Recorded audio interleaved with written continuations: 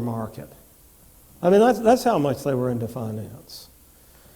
I just, cannot convince myself that that they ever sort of achieved, socialist liftoff. I mean, I just can't see it. I mean, in other words, this was like a sort of a heavy-handed,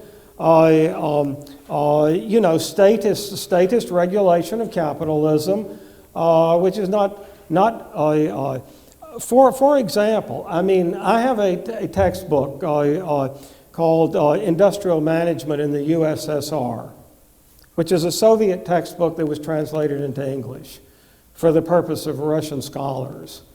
I mean, like me. And, the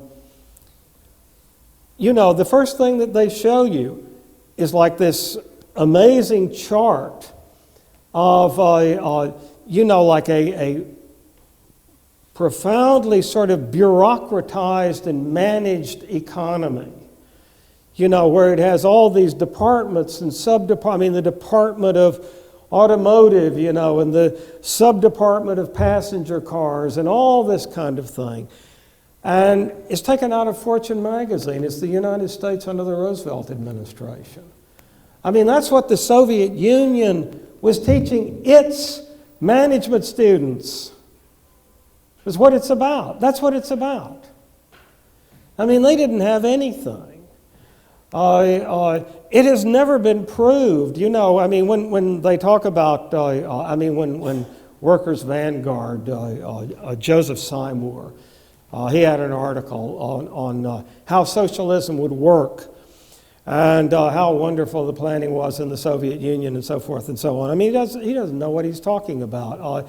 It has never been established, what they did. I mean, they did something. They did something, and they produced a lot of something. I mean, nobody can take that away from them. They may have had 10% growth rates, whatever that might mean. But presumably so did Kaiser Germany, and so did the United States in the Second World War. But, I mean, in other words, when somebody like Joseph Seymour tries to tell you how they did it, it has nothing to do with what they actually did. I mean, he doesn't know what he's talking about. They couldn't possibly have been doing what he says they were doing. And as a matter of fact, it is very shocking that, I mean, what should be done now that the regimes are gone, is that, economic sociologists should interview people who were in the ministries of planning while the regimes existed, and should ask them, show us your documents, show us your numbers, and tell us what you did. I mean, that should be studied intensively.